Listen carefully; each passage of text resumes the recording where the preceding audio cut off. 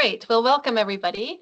I'm sure a few more people will come in as we settle, but very happy to have you with us today while we present about Feminist Edge, the professional development program for gender trainers that's run by KIT Institute in Amsterdam and UN Women Training Center. Today, our agenda, if we can go to the next slide.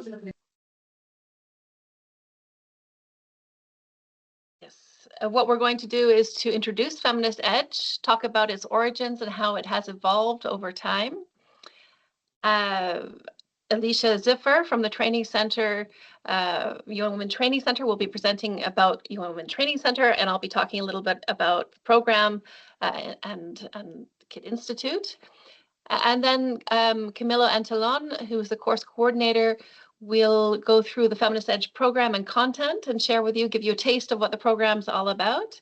And then we'll hear from a couple of participants from our last cohort. And finally, we'll move to some questions and answers that you might have about Feminist Edge. So with that, I think we can shift over to Alicia.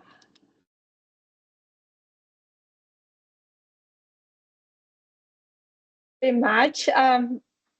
And good morning, good afternoon, and good evening to all.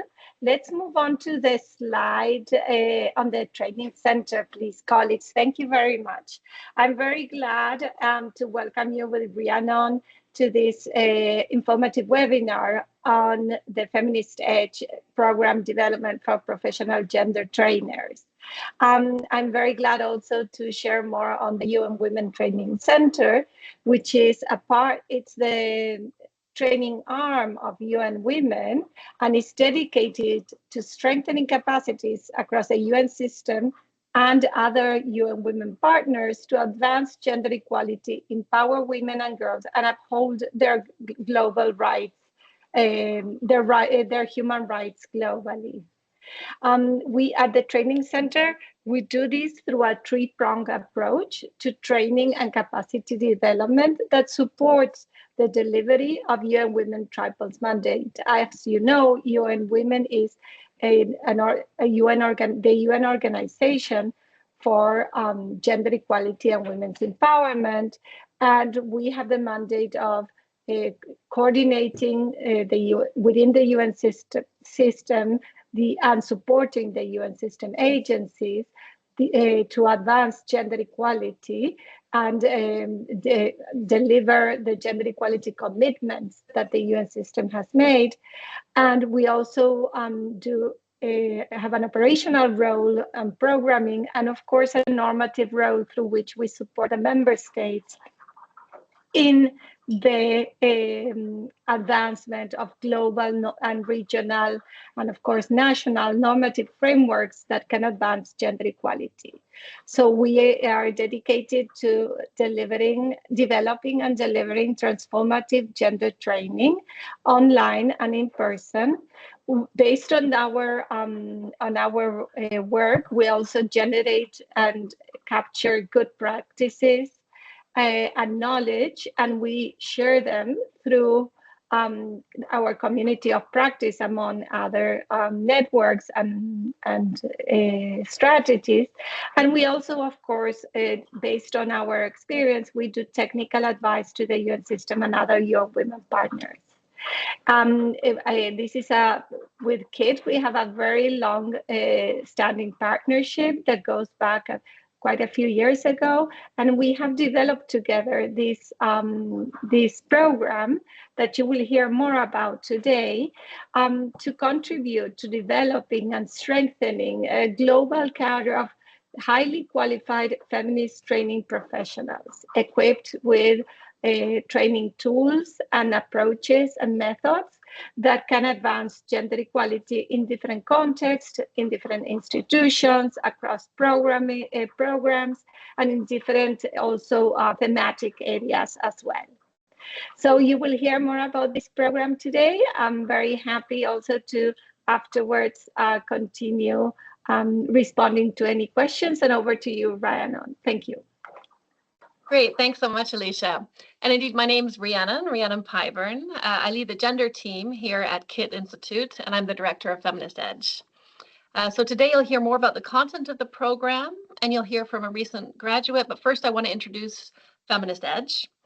As you can see from the visual, Feminist Edge is a program that seeks to bring together strengthen conceptual depth and clarity around gender training, to bring in feminist practices, and to strengthen training skills and methods.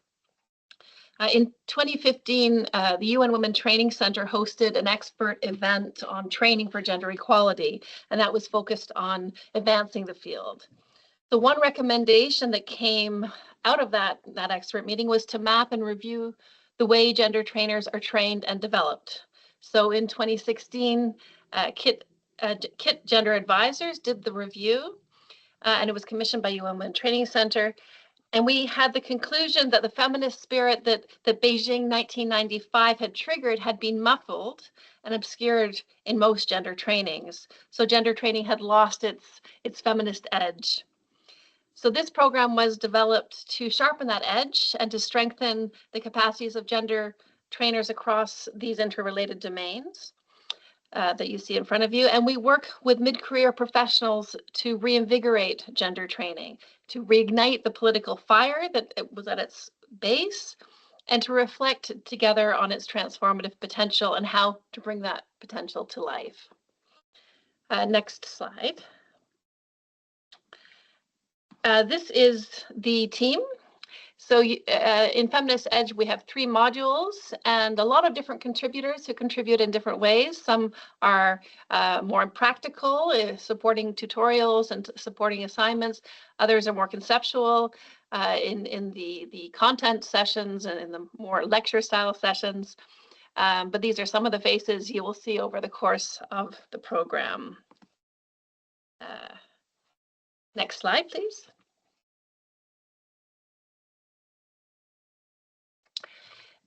These are images of our cohorts from 2024 and 2025. These are pictures that were taken at KIT Institute. We've had 6 cohorts so far, and we're going into our 7th for next year. This is a blended 6-month professional development program with 3 modules, and the final one is here in Amsterdam. So these photographs are in Amsterdam at the KIT Institute. Okay, next slide, please. We have so far 177 alumni. You can see the countries and the regions where they are from. The darker ones, obviously, are from where there are more people who come from those countries or regions. Next slide. And you can also see here that our participants come from a wide range of organizations. We kicked off in 2024 a Feminist Edge alumni network, and the idea is to keep the alumni who are working in these different kinds of organizations connected, to keep the learning alive as they move forward in their professional lives. So you'll hear from 1, maybe 2 of our participants today to also share their perspectives.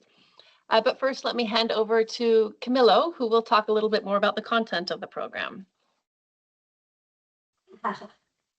Thank you, Rhiannon. My name is Camilo Antillon. I am a senior gender advisor at KIT, and I coordinate the content of Feminist Edge. And I would like to tell you a little bit more about where the program comes from, what we aim to do with this program, how it emerged. And Rhiannon already referred to this review and mapping of gender training that was conducted in 2015 and commissioned to KIT. And one thing that came out of that mapping and that review was what we could call the awareness about the dilemmas of success. Because on the one hand, we could see the huge success of a global feminist movement in placing gender in the agenda, including in the development agenda. At the same time, we could see how this created certain dilemmas because it generated a very important need for gender specialists, including gender trainers, people who could conduct, design, evaluate trainings for gender equality. And this in turn created the need for more professionalization and quality assurance of these gender trainings, and also this gender expert conducting the trainings and designing and evaluating the trainings. So on the one hand, there was this need. On the other hand, this also created the challenge of inadvertently reinforcing hierarchies of knowledge. So reinforcing the idea that certain experts possess the real true knowledge about gender and what gender is and what gender equality looks like, whereas other people lack that knowledge. And it creates then this idea that knowledge is something that is transferred from the people who have it towards the people who do not have it. And this is precisely one of the ideas we aim to challenge and we aim to problematize in Feminist Edge. And we do this through anchoring the program in feminist principles and the idea of feminist critical pedagogy. So we draw inspiration from popular education, critical education, from constructivist perspectives on learning, which conceive of the learning process as a collective process that has the learner in the center of the process, and that understands the learner as someone who already has valuable, meaningful knowledge, and that it is therefore through the bringing together of all those different knowledges that we learn together, and we construct new learnings, and we reflect on how we can apply those learnings to our own situation, our own context, our real world problems. So this is one of the elements that is at the core of the Feminist Edge program. Another very important element comes from also a critique that has been voiced in relation to the way gender training has been conducted. Rhiannon also referred to gender training losing its feminist edge over time, as it tended to drift more towards a technocratic understanding of gender, of gender equality, of empowerment, for example. And this meant a depoliticization of training for gender equality, as gender training as a tool to achieve greater gender equality.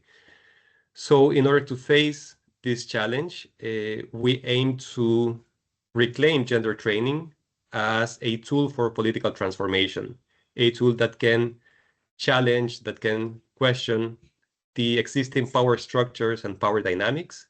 And in this sense, we pay very close attention to conceptual understandings of power, and also conceptual tools such as intersectionality, for example, in order to be able to analyze and dismantle these structures of power, and also understand together how to apply this to our practice as trainers, including in the program itself, including in Feminist Edge itself.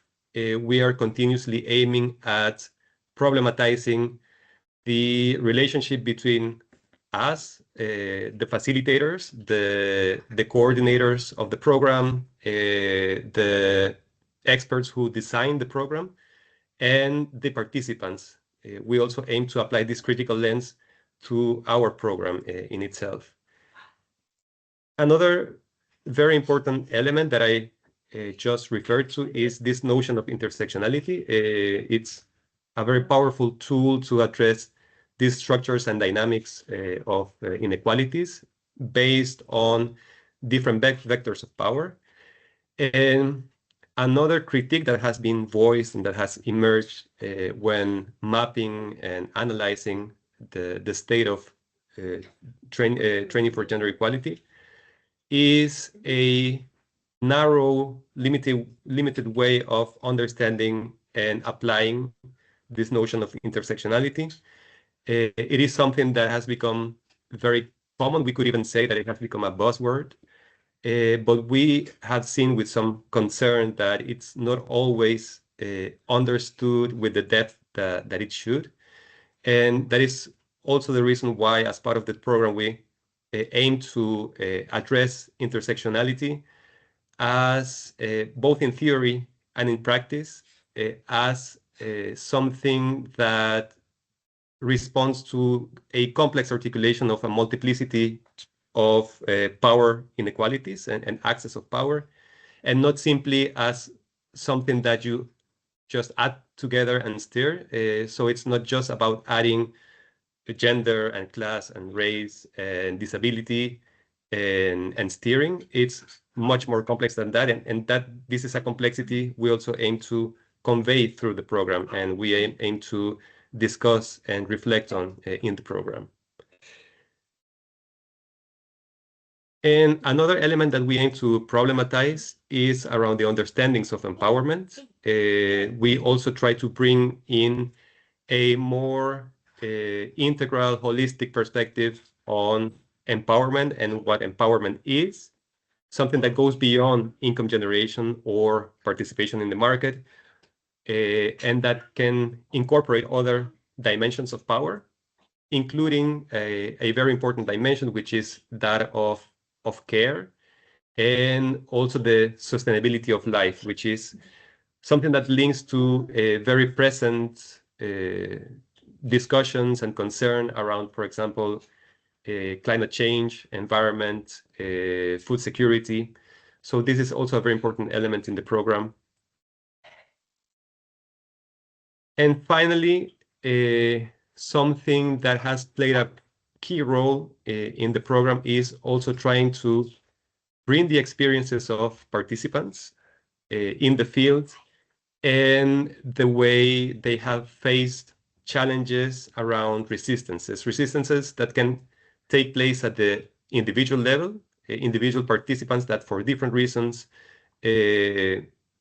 resist or are adverse to the key messages of the training, or it could also be at the institutional level, institutional resistances to change or to address certain obstacles towards greater gender equality, and how to address those resistances in a way that is actually productive, that can transform these resistances in creative tensions that can help us bring about change, bring about transformation through a process of reflection, negotiation, renegotiation with the training participants and not against the training participants. That's what I wanted to share about some of the key components, some of the core aspects of the program.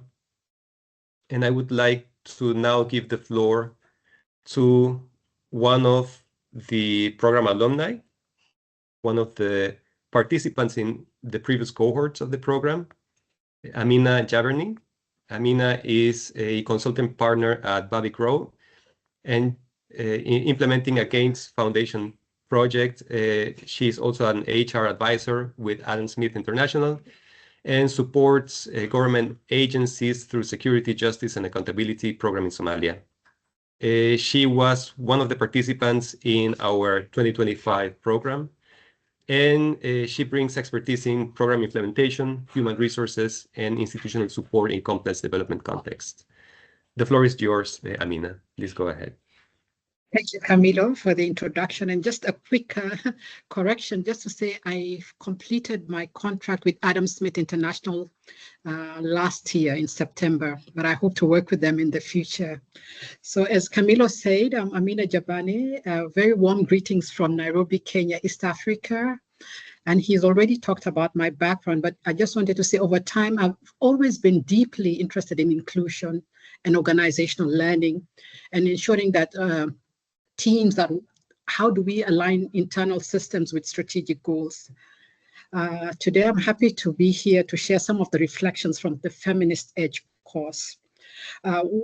Really, the title is what made me very attracted to the course, and also the fact that it was the course was targeting people who've worked in the gender space. In 2015, so I've been doing HR and safeguarding, And in 2015, I did a master's course in gender, international development and education, because gender is something also very close to me and very aligned to inclusion.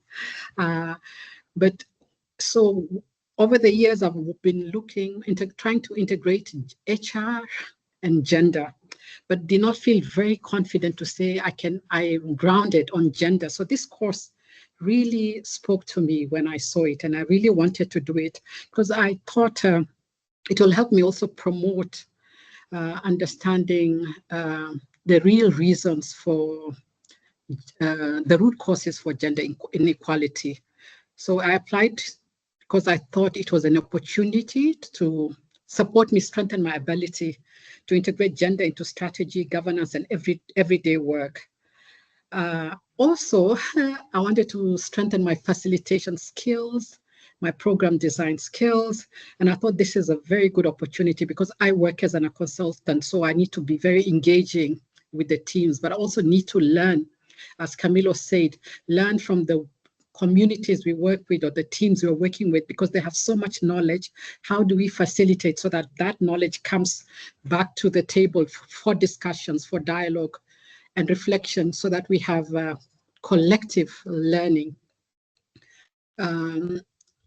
Also, just to understand, over time, I've realized that the barriers to inclusion are many. Some are structural, but some are very subtle, you have to be very aware, very alert. So the Feminist Edge brought what you call the critical thinking for me, to deepen, to reflect, to understand. I'm also happy to say it came a time when I was, I've just finished my consultancy with Adam Smith, working with Barbie now. I had time to engage with this feminist course. I really enjoyed it at a personal level because there was a lot of rigor, a lot of reading. I was lucky, I had the time. So try to read, try to understand.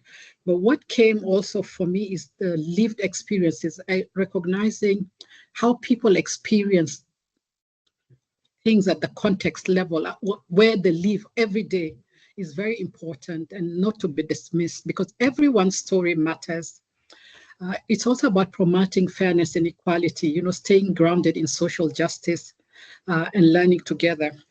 So just to move on, and I know this was discussed a bit, but the course design was amazing for me. It was modular, it was practical, it was engaging. It combined tutorials, case studies that really showed sometimes when we try and do policies, we think we're actually helping people who are excluded to bring them in the inclusion space, but actually the way we design the policies excludes them more. So very heartbreaking stories when you realize, when you look at some case studies, very emotional sometimes. So I really enjoyed a lot of time for reflection.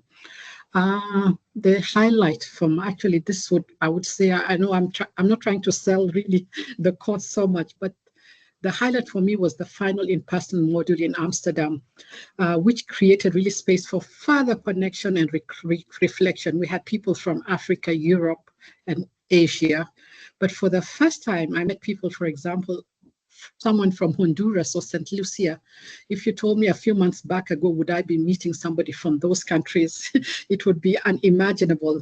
And now they are part of my very close contacts and network for engaging and understanding the root causes of gender inequality. We had very deep conversations because gender discussions really also happen within social settings. And what we learned as we discussed is the very similar problems around gender equality across the globe. So we have to work together so that we can build solidarity around those common struggles. As I said, the readings are rigorous, thought-provoking, but really helped me in terms of understanding the subtle dynamics around power, whose voices are heard, who defines expertise, and what knowledge is valued. So not just looking at, sometimes when you do research, we look a lot at quantitative, but also looking at those qualitative and bringing people's voices on the table. The training actually taught me that it is really about transformation. It's about reflexive, not just awareness, but going deeper and also appreciating small reflective actions can open space for deeper change. Everyone's experience matters, context matters. How I've applied this learning over time is, and then now it has come naturally to me. Before I used to really shy away from gender or feminist discourse. I understood it, but not at the depth and the level that I have understood it now. But what I've done is the things I've done actually almost naturally, and of course there's planning, working hard, understanding who you're working with, bringing in their voices, but successfully designed a gender reflection workshop for one organization. And what they've agreed also to embed inclusion in their planning and decision making and have it this in a quarterly basis. This organization has worked with gender initiatives over time, but they never had a standard they've never had a workshop just discussing gender issues. A lot of things came to the table, which they will now run with and see how they can improve on what they need to do. I also supported them draft a gender equality and inclusion policy, but also bring to the fore things that surface things that maybe were never discussed around social norms, but aligning it to policy, aligning it to the law, so that it's not about saying you're not doing this right, but just saying it's important, is the minimum level compliance. But then how do we move up in more than compliance? I also actually recently raised a hand to say I want to look at an investment framework that was being introduced in the drylands of Kenya to see how does it look like in terms of inclusion. And I generally gave the feedback very easily, and I could pick up the words, because language also is very important.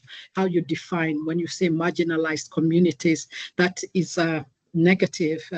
So how do you refrain from using minority, marginalized, and bringing the discussion to the fore, where everyone is dignified? These are some of the examples I wanted to share.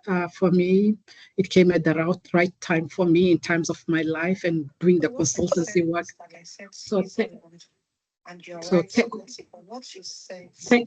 Thank you very much. Thank you very much. I just enjoyed everything. I loved it, and I have a network across the globe, and I hand over back the session.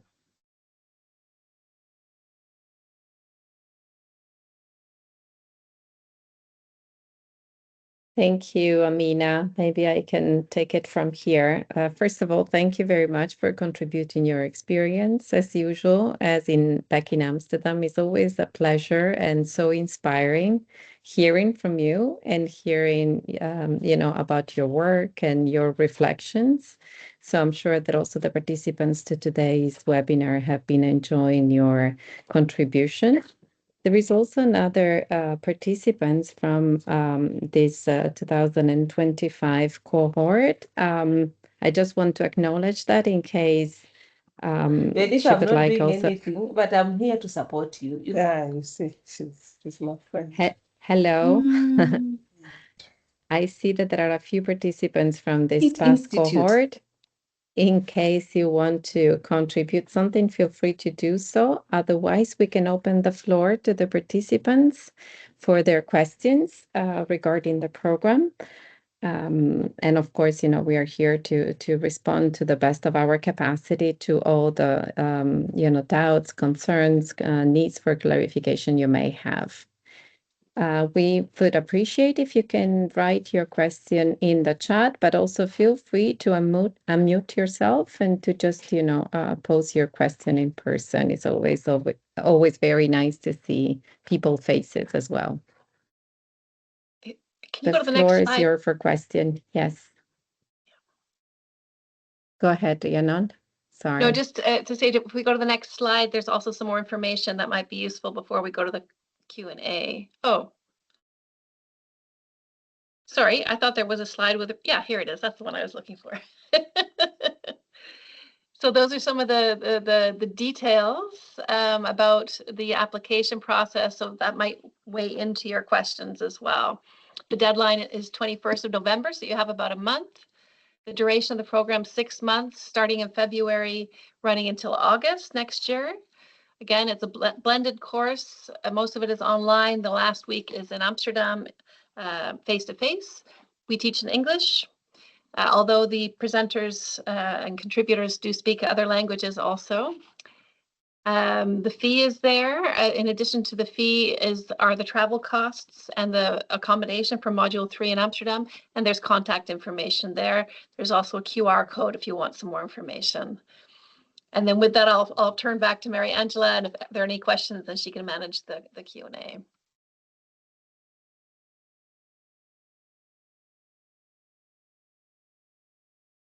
Thank you.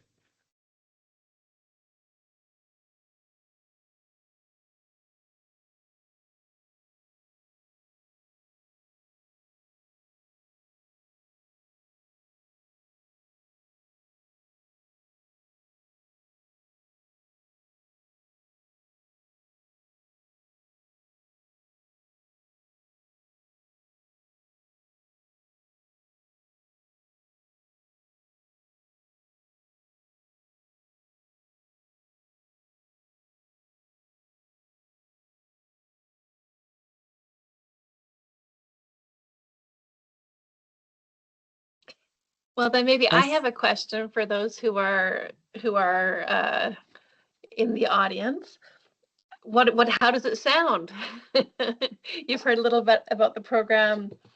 Does it sound interesting? Does it sound like you've already heard all this stuff before? It'd be very interesting to hear your reactions to what was presented by Camillo in particular.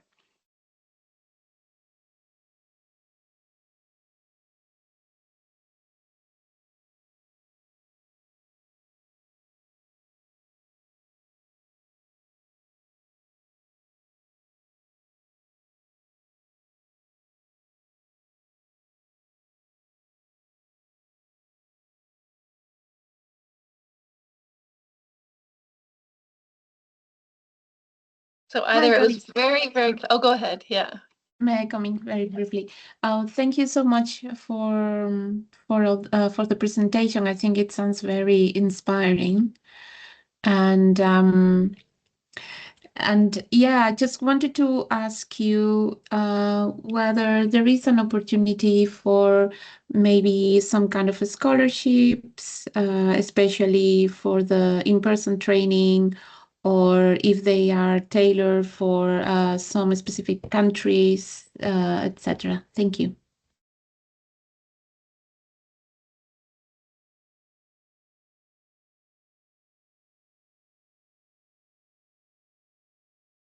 I see that also Melissa put like a comment saying, I would love to get certified and to participate. So maybe it's also along the same line. Rhiannon, do you want to say something about this, about the opportunities for funding and scholarship?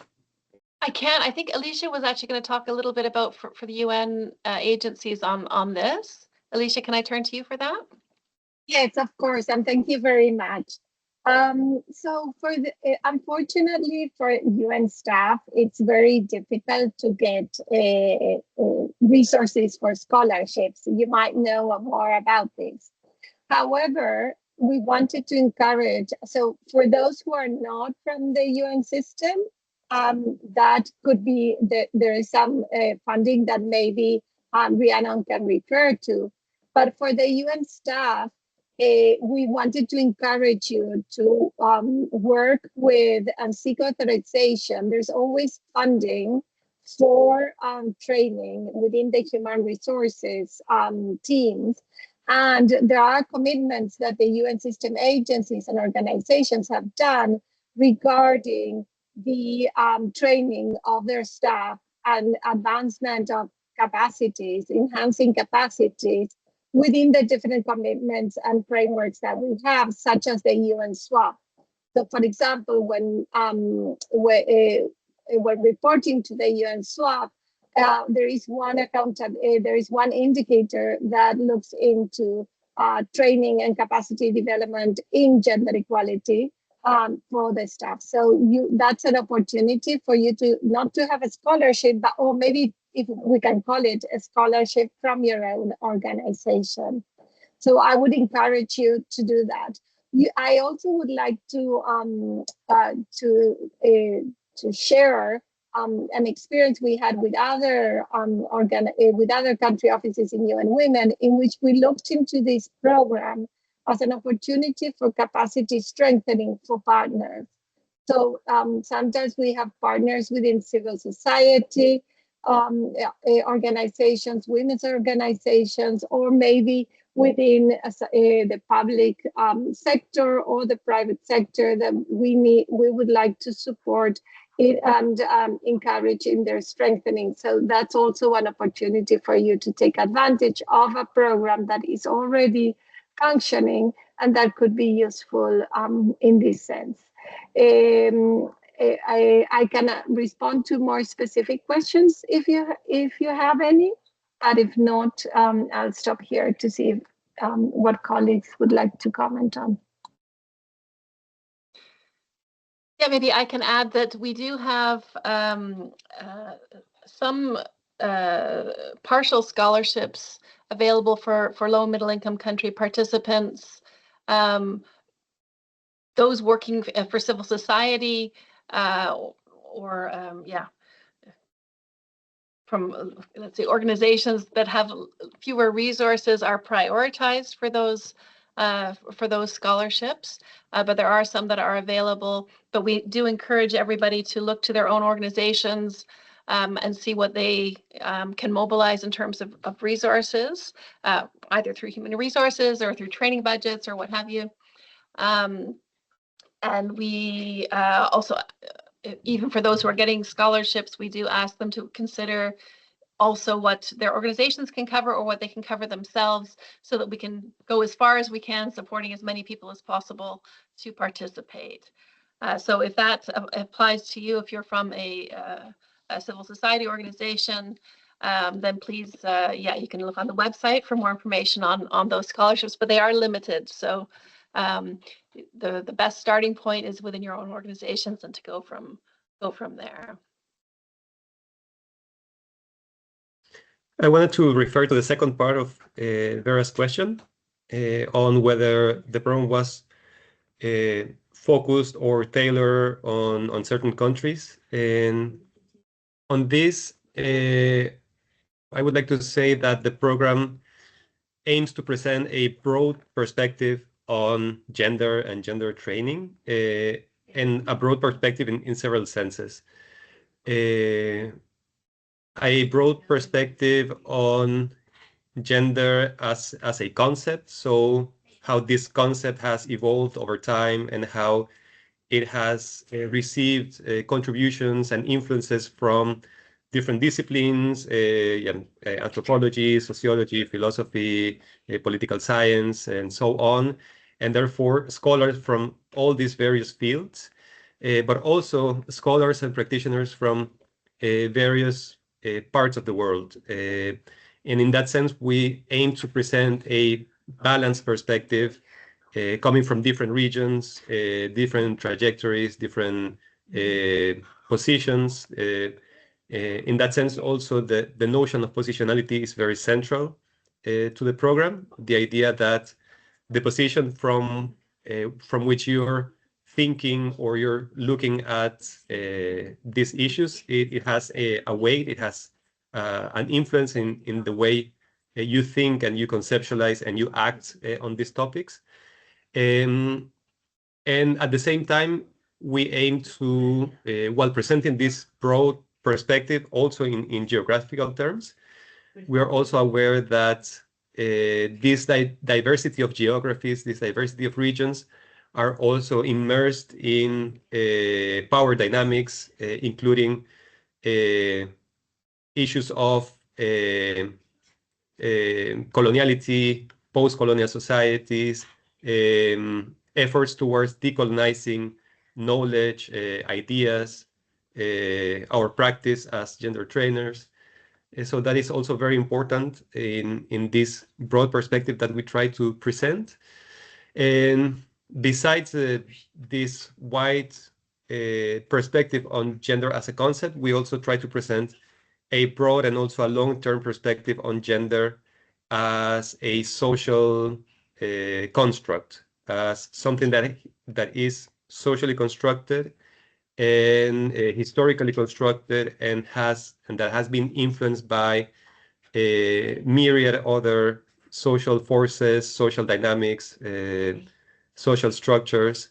And in that sense, we also try to have a wide perspective and to draw from different forms of knowledge, while at the same time being aware at the power dynamics that come into play in these processes.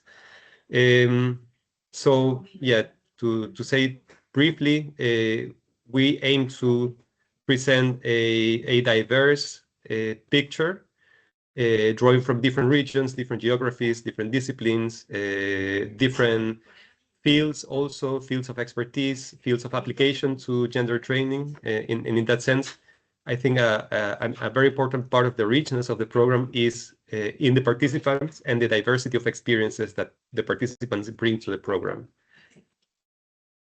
Thank you.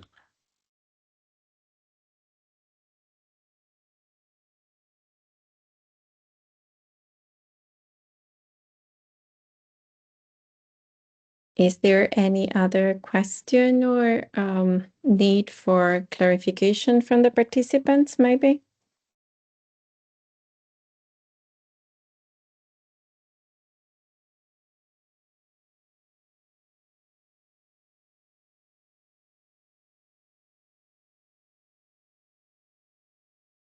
If not, maybe I can ask one question myself to Camilo, maybe if it's possible to illustrate a little bit how the three modules that comprise the program are organized, just for people to know the level of effort that is required throughout the 6 months program. Maybe this is also useful to know. Thank you. Yes, thank you very much. I think that's an excellent question.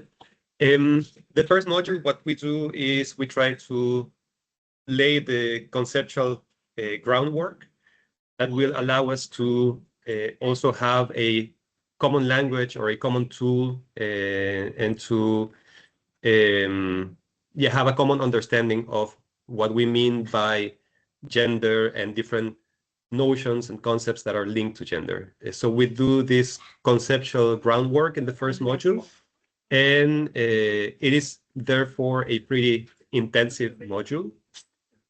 It is online, and we have daily plenary presentations for the 3 weeks of the duration of the first module. And besides the plenary presentations, we have tutorials in which participants are organized in several groups, and there they have practical exercises and discussion with their peers, with their fellow participants, and with the support of a tutor. So in that sense, this first module is, I would say, the most conceptually dense. And as I said, it's relatively intensive because of the almost daily encounters. We have, plenaries 4 days a week for 3 weeks. Then after this first online module, we have a second module, which is also online. And what we do in the second module is we try to bring all these concepts we discussed in module 1 and apply them in 2 ways. On the one hand, we have thematic seminars in which we discuss the application of several of these concepts to specific fields within gender and gender training. And we then have in those thematic seminars experts from those fields who discuss their experiences with the participants. And it could be in fields like, for example, masculinities and men engagement, or agriculture, or health, or other specific fields within gender and gender training.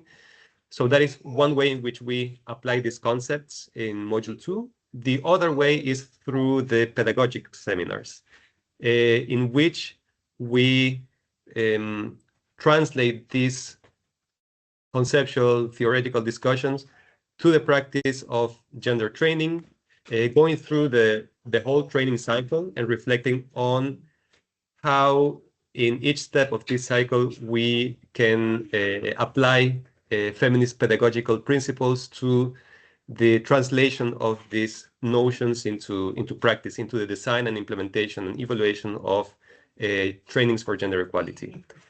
So, and as part of the second module, we also have 2 assignments that go in this direction. One is an analysis of a policy document, and the other is the preparation of a training session that the participants need to work on and design themselves individually.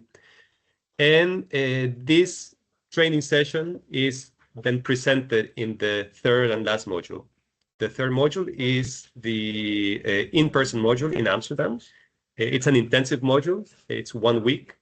And besides the presentation of the training sessions, in the third module, we also have plenary sessions in which we again discuss, we have theoretical conceptual discussions, but much more focused on our practice as gender trainers. And what we try to do in those sessions is we try to revisit the challenges that have inspired Feminist Edge as a program. So we revisit the challenges that Feminist Edge is trying to respond to. And we try to think together on how to address those challenges in our practice using the learnings that we have built throughout the program. So in this sense, in module 3, what we try to do is go full circle and go back to those challenges that served as inspiration and that set this program into motion. And we try to reflect and respond to those challenges in our own ways, from our own context, from our own practice, and using as an input for this, the learnings, the discussions we've been having throughout the program. That's, I would say, like a general overview of the program and the 3 modules. If there are any specific questions about the modules or any other questions, please feel free to ask.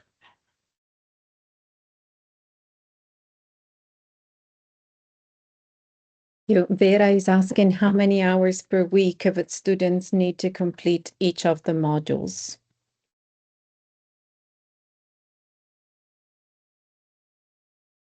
In that sense, module 3 is the most demanding one because it's the in-person intensive module in Amsterdam, and it's a full week. It's actually 6 days from Sunday to Friday, full time.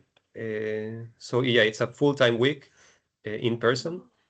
Then module 1 is also, as I said, relatively intensive because we have almost daily encounters during 3 weeks. And what we do in those encounters is, as I said before, we have the plenary, which is 2 hours, and then we have the tutorials, which is 1.5 hours. So we're talking about 3.5 hours of direct contact. But besides that, of course, you need to consider the time that it takes to do the readings and to maybe work on certain short assignments. And so I would say that module 1 is the second most intensive. And then module 2 is a more extensive one. And what we have in module 2 are 3 pedagogical seminars and 2 thematic seminars. So it's 5 seminars over the course of 3 or 4 months. So yeah, it's a more extensive module in which you also have more time to work on your own assignments. Assignment 1 and assignment 2. So the policy analysis and the design of your training plan. So that's how the flow of the program goes. Module 1 is relatively intensive, then module 2 is more extensive, and module 3 is the intensive in-person module in Amsterdam.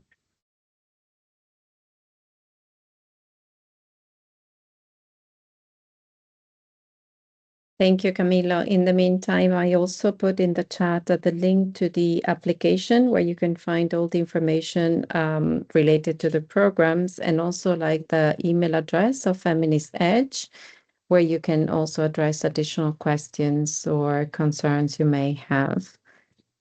These are also, of course, in the slide that we presented earlier with all the information about the application of the to the program. So these are two other ways for you to dig further into the program itself if needed. Before closing, I just would like to ask participants whether there is any other question, anything else you would like to raise in this session.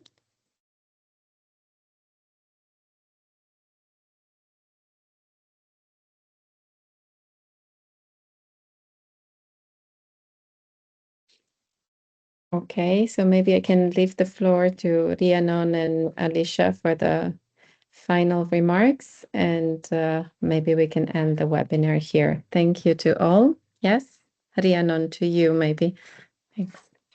Well, just to say thank you very much, everybody, for joining us today. Please spread the word within your organizations. If you know, if you have partners that you're working with who you think could benefit from the program, please feel free to share the information with them. We look forward to your applications. And feel free also to reach out at the Feminist Edge email address if you have specific questions that weren't answered today.